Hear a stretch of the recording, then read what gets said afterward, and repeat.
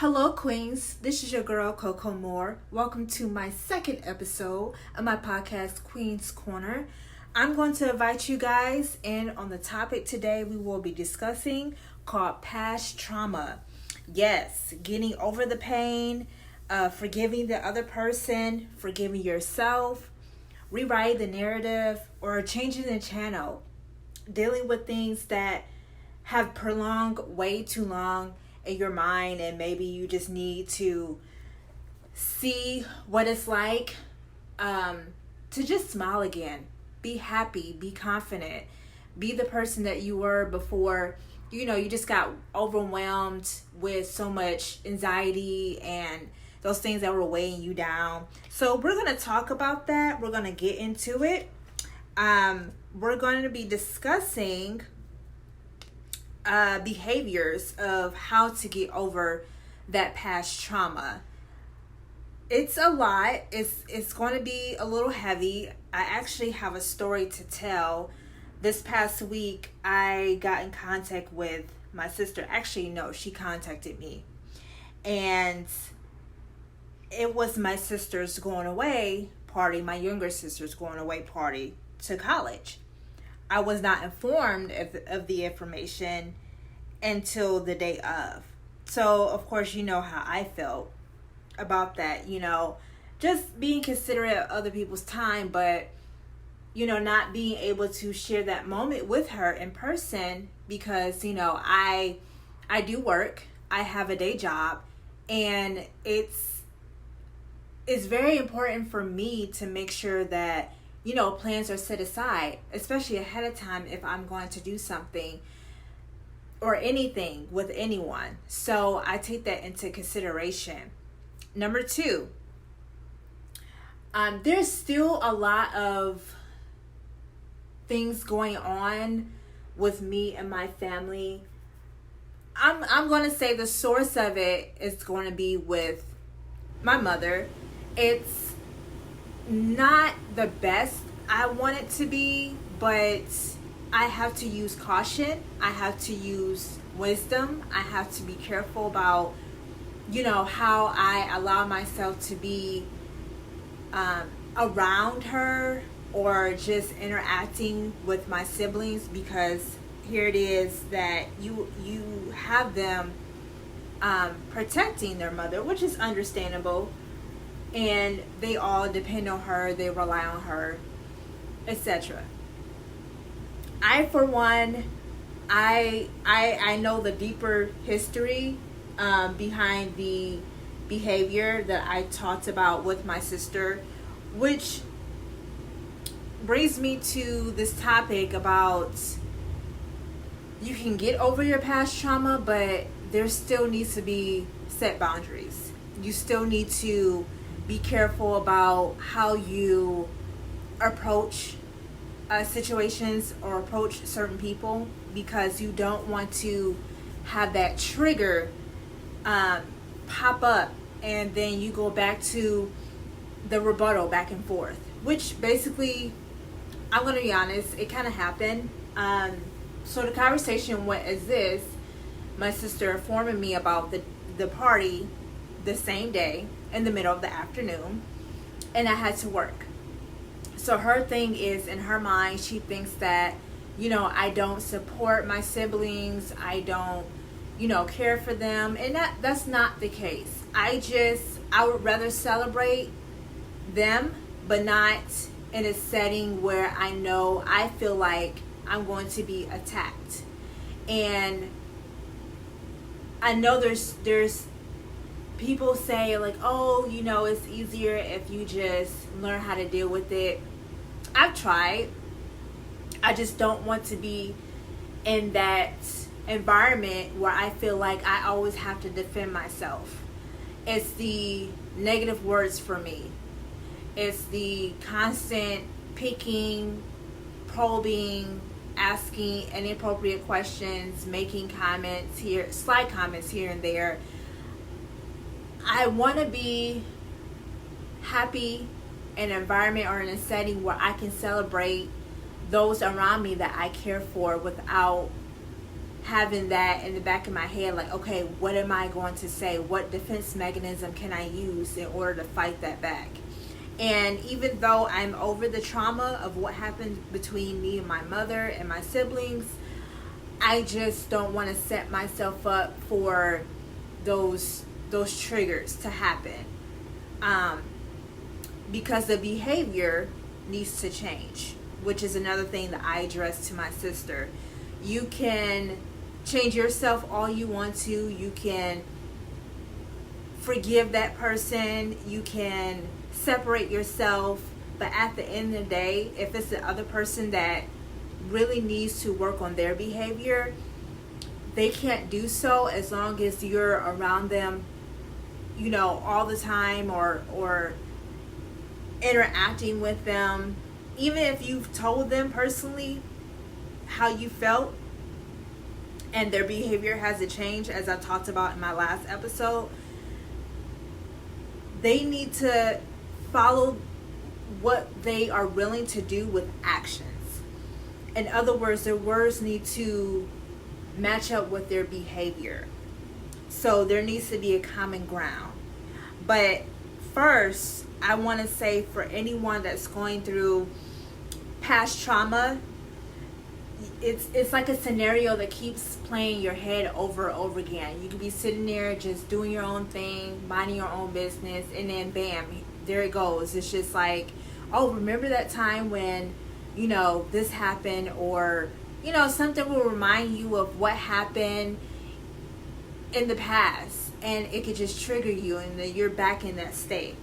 So I want to talk about how to get over that, how to really not just forgive that other person, but to forgive yourself for allowing yourself to be that vulnerable to that kind of behavior that would just put you back in your mind, put you back on that same day, in that situation. It's not easy, but you have to learn how to change the channel. No, everything's not going to be sunshine and rainbows. You have to deal with what you have, but you have to also remember that there are better days ahead of you. We all have had some type of trauma or incident or situation that happened that really kind of debilitated us, but we can always see a brighter future. And you're gonna have those days where, you know, you'll remember something and it'll trigger you, or, you know, just a song or what someone else says that reminds you of that person that did that, whatever it is, that behavior, that action, whatever they said or done. It's going to trigger you, and you have to learn how to just change the channel. Don't replay it in your mind. Don't go deep into it. Don't try to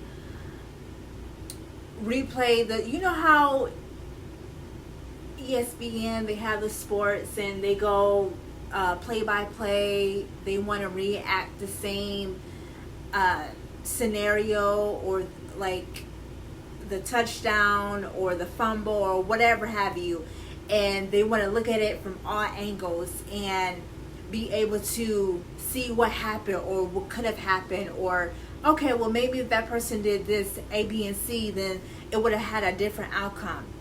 Don't go deep into detail about what happened. It is what it is. It happened, but you have to learn how to move on.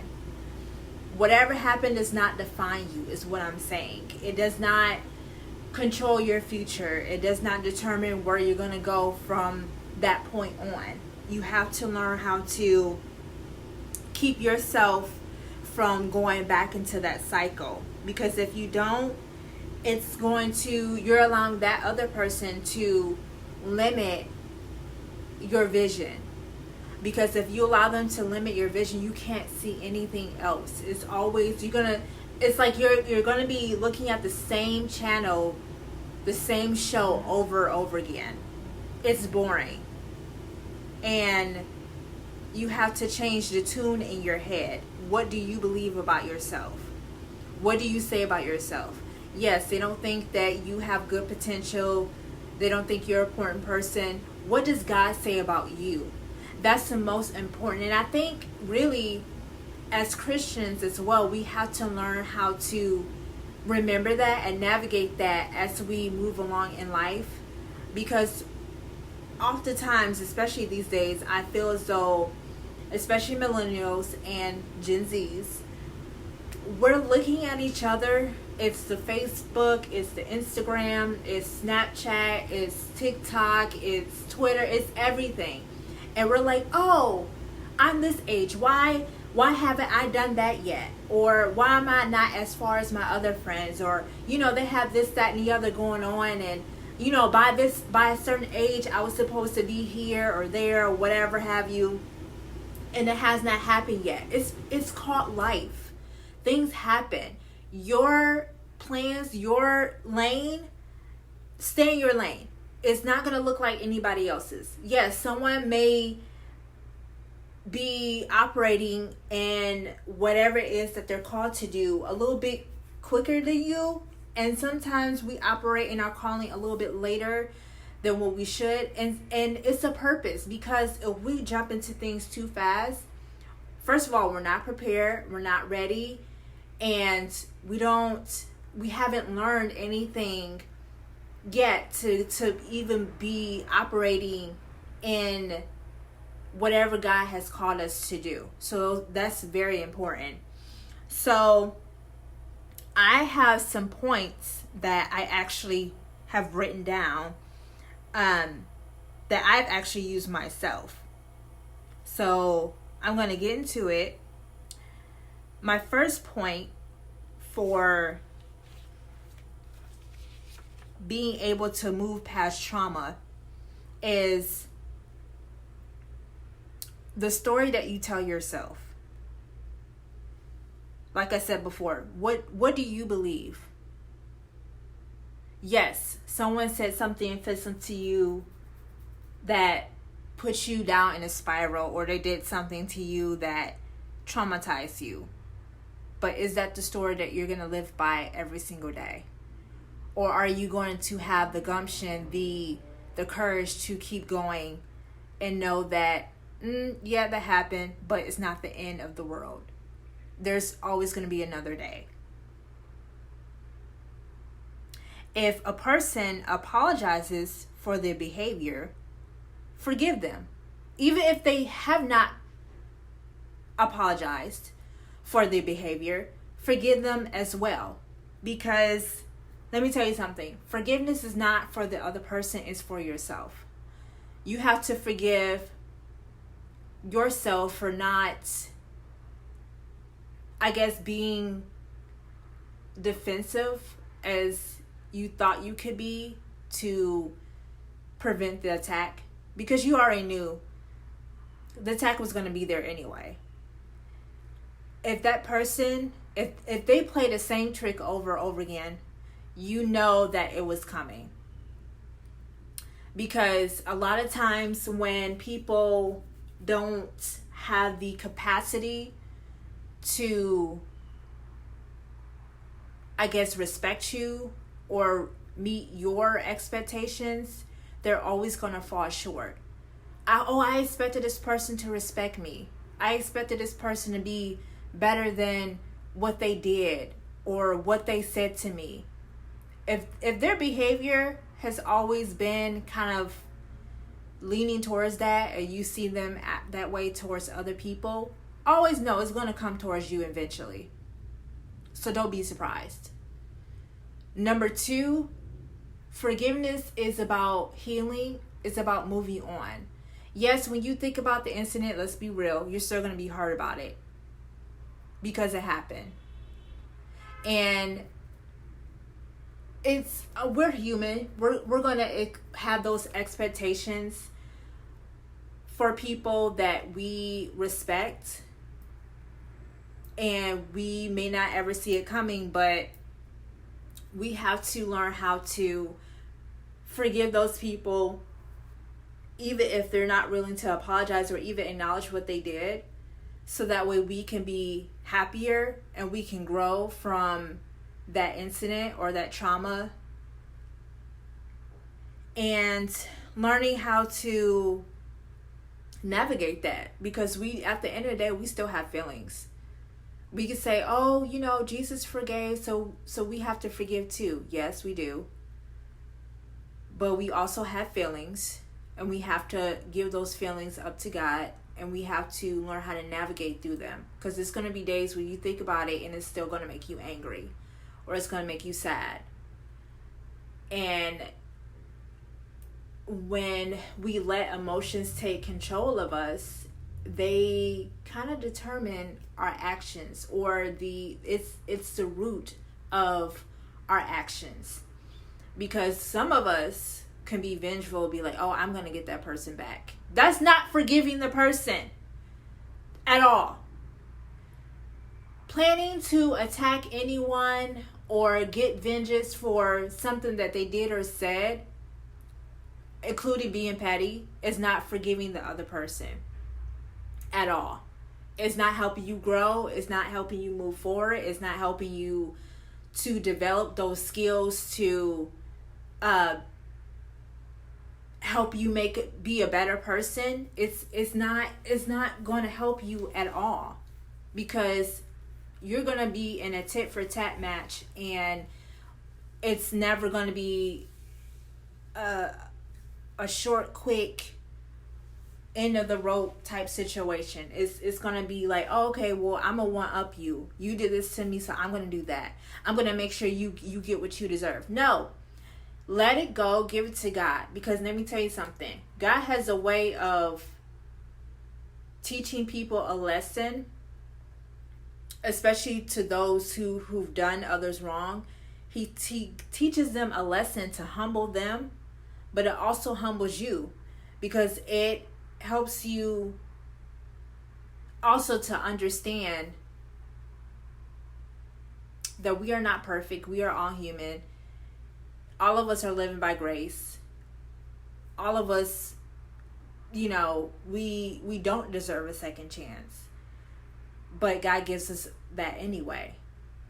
So there might be a deeper meaning behind someone's actions and why they did what they did.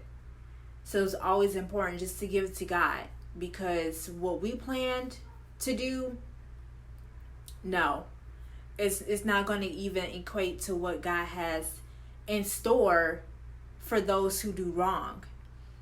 And it doesn't make you look good, because it hinders you from being a better person. It hinders your growth. So it's always important just to give it to God. Those feelings, those hurt feelings that you feel, He never wanted us to walk around and act like we don't have feelings, because we do. But He does not want those hurt feelings, those emotions to turn into to actions that leads to sin, because then that will hinder our blessing and set us back from where we need to be. So it's always important just to let go, as they say, let go and let God. And I know it sounds like a cliche, but it's really important that we all do that.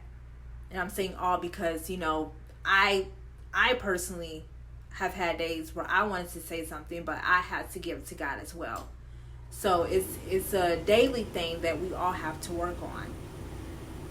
So my another point that I wanted to address is learning how to distance yourself from people that often offend you or degrade you, or just they don't never have anything nice to say. Learn how to distance yourself. You can still be cordial. Make it short and quick. Make it simple. Hey, how are you doing? How's your day going? Is everything good with you? Okay, I'm good. Thank you very much. Move on. Because if that person if you're giving that person permission to come in and what I like to call like just settle, after a while, if they start settling, after they've moved in, they start doing stuff, and you like, this ain't sitting right with my spirit. You are saying things that are really trying to get me out of my peace. And when they start invading your peace, there's a problem. So you always, with certain people like that who's offended you, like you forgiving that person, but you kind of have to distance yourself. Don't give that person permission to, I don't know, I guess I want to say, don't give them permission to linger any longer than what they should. Because if they're still coming at you with the same 3 tricks, it ain't gonna be nothing different every time you see them. So I say, keep the conversation short, quick, simple. If they're the type of person that's bringing up past trauma, oh, remember when you did this? Remember when you said this, that, and the other? And y'all have already moved on? And you're trying to get over the past trauma? That's what I mean, like, distance yourself. Because people like that, they will dwell upon whatever happened. They will keep bringing it up. They want you to be stuck. They don't want you to properly heal. They want you to be at the same exact time, place, location, setting. Like I said, they still want to keep bringing up the same thing. They want to stay on the same channel. They want to sing the same song. It's boring. Don't nobody want to hear that. It's unnecessary. It's inappropriate. No one wants to be around someone always bringing up past things. If you are around people that's stuck in the past, they don't have a vision for what could happen in the future. Because you're looking forward. I want to call those people, what do they call them? Back mirror people. You're supposed to be looking forward. Why do you keep still looking at the rearview mirror at what is behind you? Because you're not driving backwards. No one drives backwards. That doesn't make any sense. You always drive forward because you're trying to get to your destination. Always remember that. You have to look at what's in front of you. It makes no sense to drive backwards because you're going to be at going back to that place from where you were instead of moving forward to where you need to be. So that's why I say stay away from or distance yourself from back mirror people.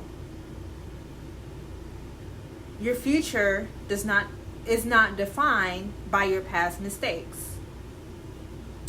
You have the power to change the narrative. Woulda, coulda, shoulda is not going to get you to tomorrow. You have to say, okay, what can I do different? What can I say different? How can I behave differently? If I run into that same problem, what am I going to say? What am I going to do next time? How am I going to respond? Because once you start responding differently than what you did before, people are going to see a change. They're going to be like, I didn't expect that from her. Because they keep bringing up past things or wanting to trigger you because they know they're going to get the same response. So if you respond differently, they're going to be like, that's strange. I didn't expect her to do that. And they may stop eventually. Or they may try something new to try to get you back to where you were before. That's why I say it's important. And I'm going to keep saying it throughout the episode. Distance yourself. Or you may have to cut people off. Who are you allowing in your circle, in your group, that is basically poisoning you? Like I said, you cannot stay in a toxic environment. Because if you're in it, it's going to keep making you sick. You have to get out of that situation. I talked about that in my last episode, because toxic people can eventually turn you into a toxic person. There's a verse in the Bible where it talks about bad company corrupts good character. And it's a fact. You ever know or knew that one person throughout the whole group that was just like, y'all, I don't think this is a good idea. They was always cautious, thinking about like what's gonna happen. They're like, oh no, like I'm gonna get in trouble, like that person. But everyone from the outside, their little group, they thought that everybody was the same. And maybe you're that person that always says like, you know, guys, we need to think about this before we do it, or is this a good idea, or are y'all sure y'all want to do this, or, you know, don't be a follower. Be a leader.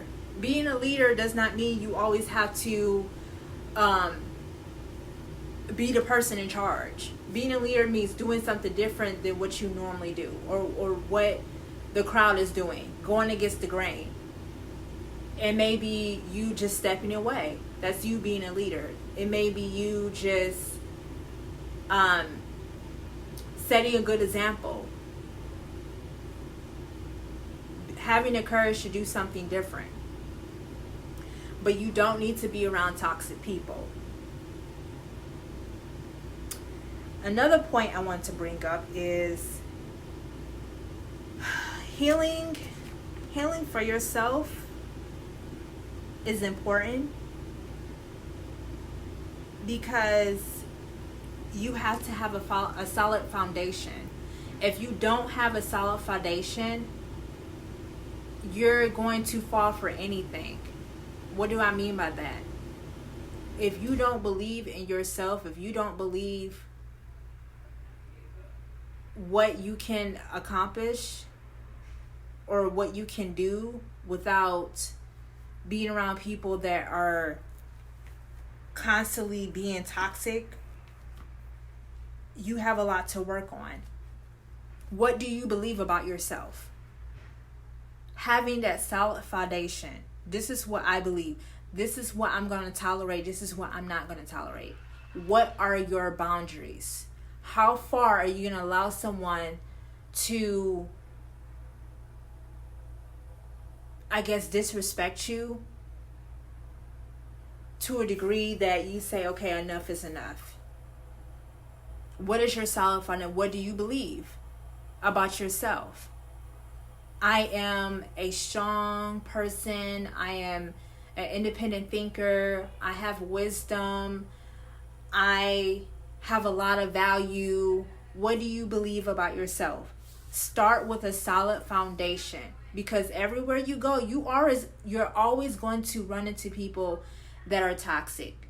Your thing is to not be around them, because if you grew up in a home where you were used to, your upbringing was around your family and they're just full of drama and full of chaos, you are going to attract those kind of people because that's what you're used to. Not saying that you're a person that is just dramatic and full of chaos and toxic. You may want to get away from that, but then you start to see that the people that you are attracting or forming friendships with are people that are similar to the people that you grew up with. So you have to identify that. And it's important that you do that, because you don't want to repeat history. It's like, oh, it's the same kind of people, same group that I keep running into. So have a solid foundation. What is the story you keep telling yourself? What do you believe about yourself? What do you believe? It doesn't matter what other people believe. What do you believe about yourself? That's important to know, because that dictates how you see your future. If you're around a group of friends, they kind of determine your future because of the influence that they have on you.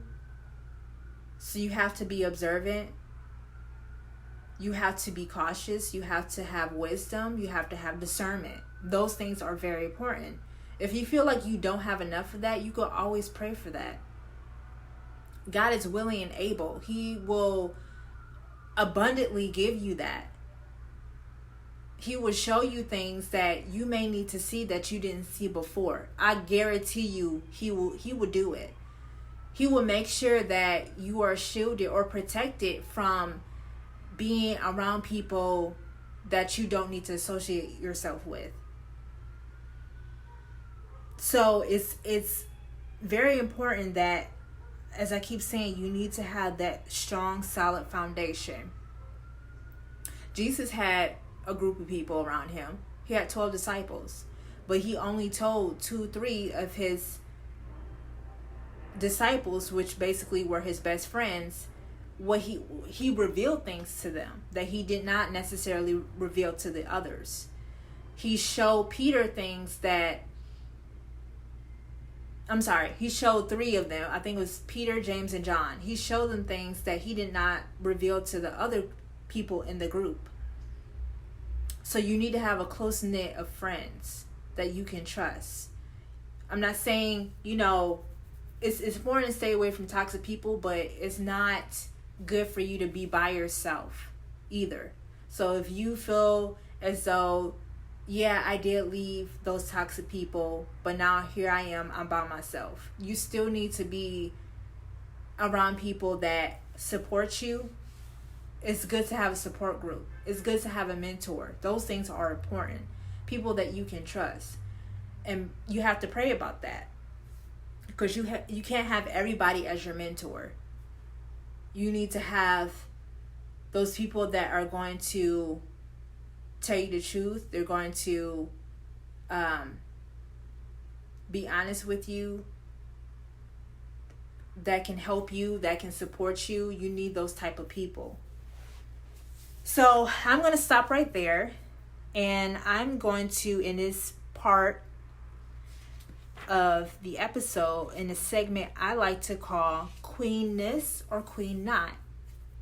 So the first topic I would like to talk about is there's going around in the news, Kanye West. Now I know I know some of the church people, they feel as though, Kanye is just, he's out here just doing whatever, and he's probably scheming people, and he sold his soul to the devil, whatever have you. My personal opinion is I think he might have a mental illness, and just because we have to stop this. Just because people go to church and we're Christians doesn't mean that we don't have a mental illness, because we're not addressing things, that we're not being realistic about what's going on in our lives. And it's important to talk to someone about that, because we can't be by ourselves and expect to solve everything by just prayer.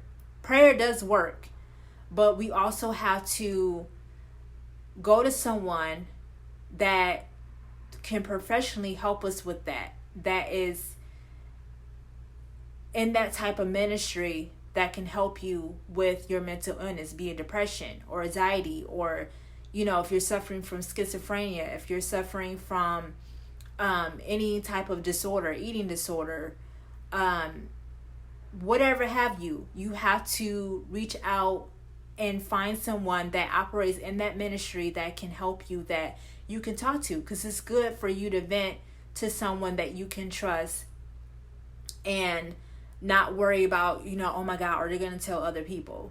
It's important that you seek some counsel.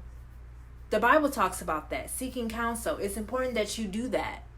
It's necessary.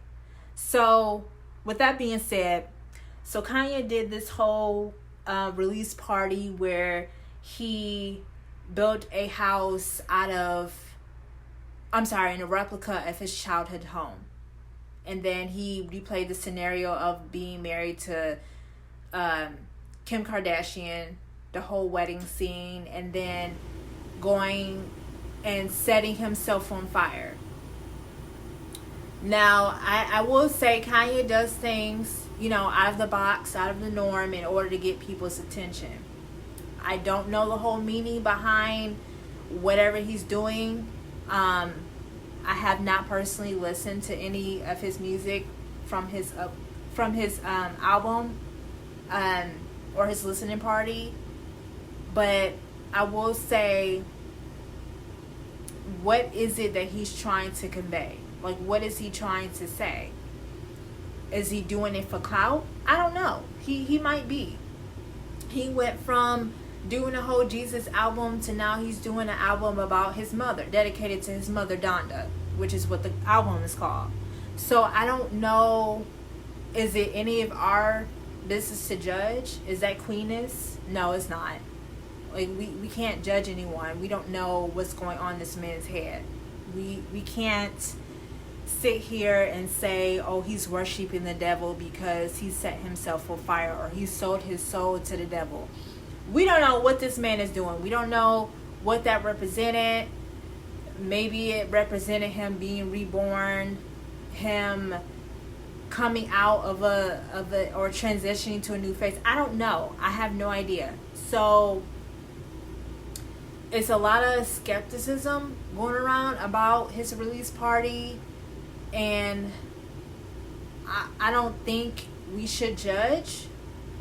I'm definitely paying attention to what he's doing, because I know a lot of times for us, we say stuff and our actions don't align with what we say, or they don't align with our beliefs. So we can't really judge anybody.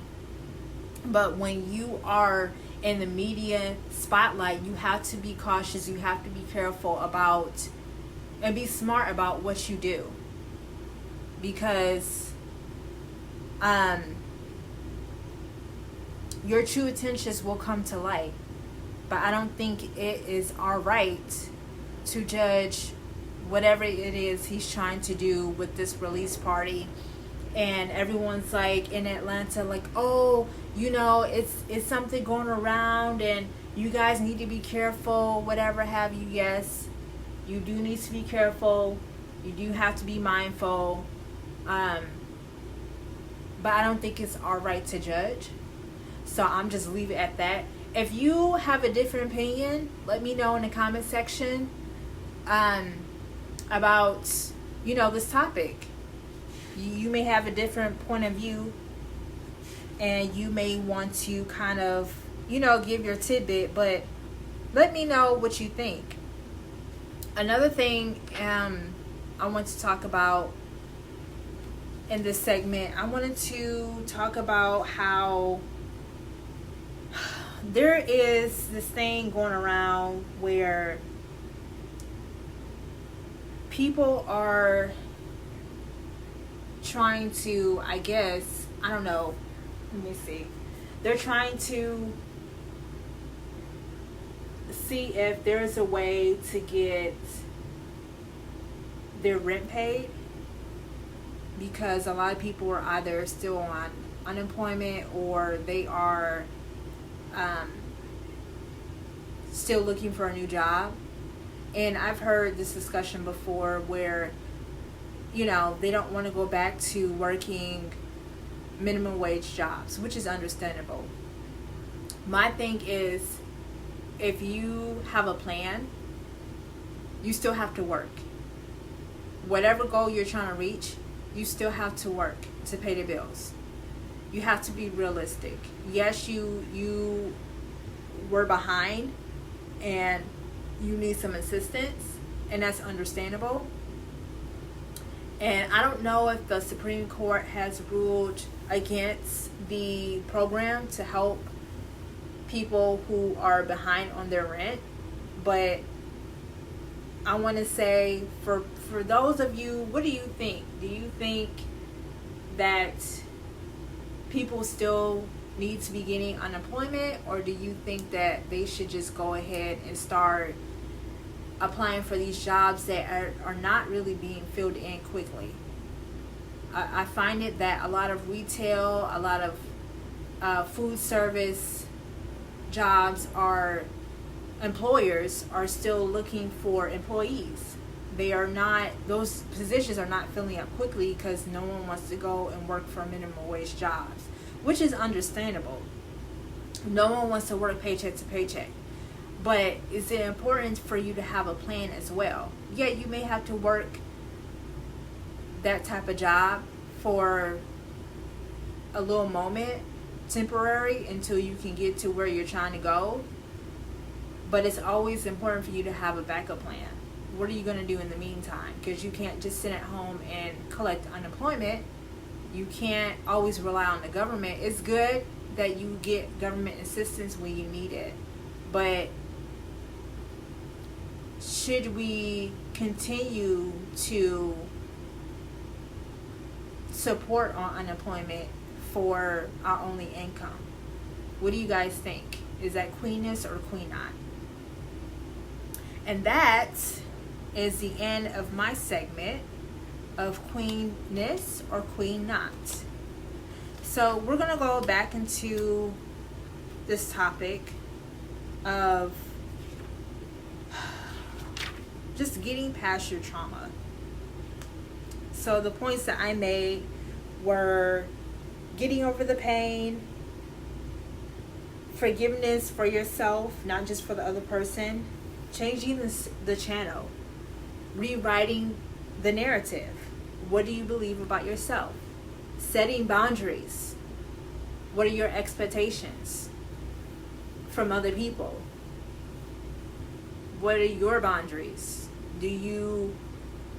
Would you allow someone to talk to you any kind of way or be disrespectful? Even if they do, because some people would do it anyway. Will you just walk away? Because it's important, I think, that we do that. We just say, you know what? I don't feel comfortable with what you're telling me or what you're saying about me, and it's making me feel whatever have you fill in the blank. I'm going to end this conversation, and until you can address me respectfully, then we could talk again. I have learned to just block people, and I know that's not always good or healthy, but it gives me some type of peace of mind when I just block someone, because I want you to know that you are not invited in my presence or in my space until you fix your behavior, until you can come at me appropriately. If you're not going to do that, then there's no reason for us to even communicate, to even be having a conversation. Now, if I see you in person, I may say hey and then be cordial about it and then continue walking away. But if you're communicating with me via text or whatever have you, social media, just know you're not going to be able to have access to me unless I allow you to. It's important for us to build boundaries. You can build a wall, but also don't build it so high, or don't let it be where you don't invite anyone in. But make sure you set those boundaries.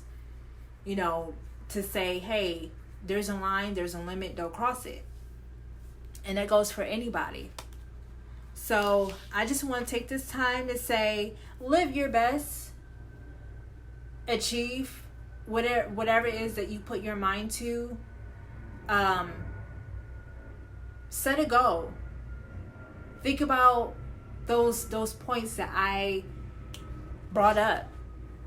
Think about what you're going to do this week or the next month, or when someone that you find yourself not getting along with or who may have caused that trauma, what are you going to say to them? How are you going to respond? What are you going to do? Think about those things and sit and meditate in prayer. It's important that you do that. And when you pray about it, just let it go. And don't sit in those feelings. Don't marinate in it, because those feelings can turn into thoughts, and then thoughts can turn to actions, and those actions can lead to sin, doing something you have no business doing. God didn't call us to be petty or to be in a predicament that we shouldn't have never been in the first place because we operated out of our feelings. No. How do you approach a situation properly? Are you going to change the channel? Even if that other person wants to keep the channel, you have the remote. It's your mind. You have the remote. You can change the channel whenever you want to. Just because they bring it up doesn't mean you have to sit there with them and watch the same scenario play by play over and over again. It was done. You were there. They did it. It happened. It may have been both-sided, because maybe you were part of the reason why the trauma happened. And a lot of people don't talk about that, because there's two sides to a story. Sometimes it is one-sided, I get that, and then other times it's when two people were involved in it, but the other person took it a little bit too far, because they thought in their mind that they were doing the right thing and they weren't. So they made the situation a lot worse. So it happened. And just because something happened or an incident happened does not mean you treat each other in an aspect where it turns into abuse, where it turns into disrespect, and turns into you being vengeful towards one another. It does not have to lead to that, because you may have one intention, the other person has another, but you guys were never on the same page. And I say that to say that kind of was my story, where, my intentions were not to hurt the other people or to get others involved in a way that crippled them, because I'm the type of person, if something happens to me or I'm in a predicament, I try to get myself out of it. And it evolved other people. But they didn't see it that way. They saw it as, oh, you did this on purpose because you're just mean and hateful and you're just hell-bent on making our lives miserable. And I verbally expressed that wasn't the case. They knew sort of what I was trying to do, and maybe I just didn't explain it the right way.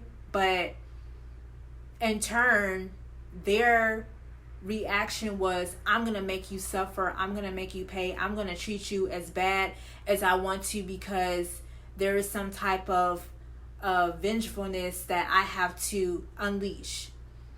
If you do that, you have to look at your own heart. Because if it was there in the first place, anything that you could have said or done to make someone treat you in a way that is beyond disrespectful, if you don't treat your friends that way, but you treat the person that's close to you in a way that you would never treat a stranger, you have to look at that a little bit more deeper. What is really going on? Where are they harvesting in their heart to make them act that way? Because no one should be that vengeful to where they disrespect you, they abuse you, they talk down to you, they belittle you. They're just savage with their actions and their words. And in my personal story, that was the case for me.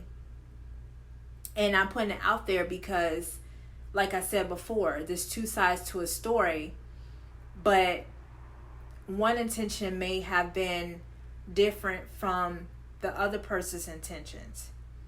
And maybe y'all just weren't on the same page. And sometimes when we communicate, we don't really communicate in the way that we should, or explain things how we want to. So things happen and words get said, and it's just a crossfire. But it never should turn into that vengeful, hateful, disrespectful,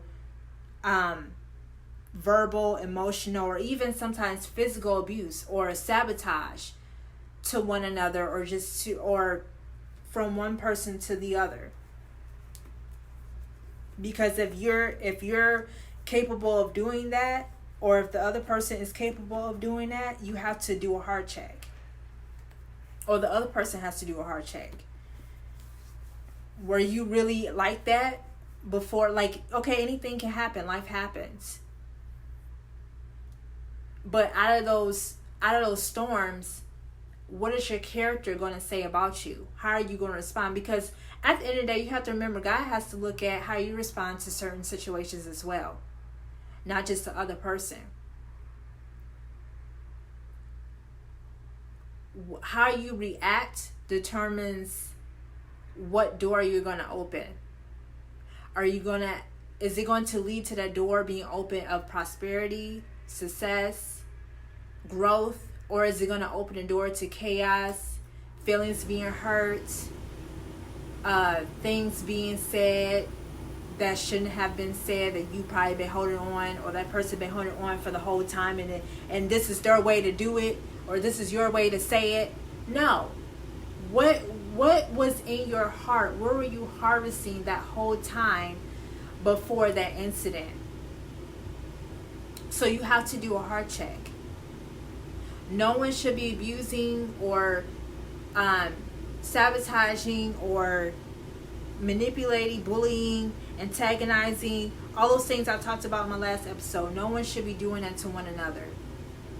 If someone's doing that to you, they need to do a heart check. They need to observe their actions, because where is that stemming from? There's a root to everything. Where is that root? Why did that person have an excuse to act the way they did towards you? And vice versa. If you're the person that's doing that to someone else, where is the root of that? Where is that stemming from? Why did you feel the need to act that way to that certain person versus everyone else? Because it's not just about materialistic things. It's about something else. So think about that, meditate on it, do a heart check, like I said. And we're going to wrap this episode up. And next week is going to be followed by episode 3. In episode 3, we're going to talk about self-image. Who you are. Owning who you are. Recognizing your strengths and weaknesses. Looking at the bigger picture. Because we have a part in a bigger picture. But you first have to recognize who you are and whose you are. So I'm going to wrap this up, and I'll see you next time in the next episode of Queen's Corner Podcast.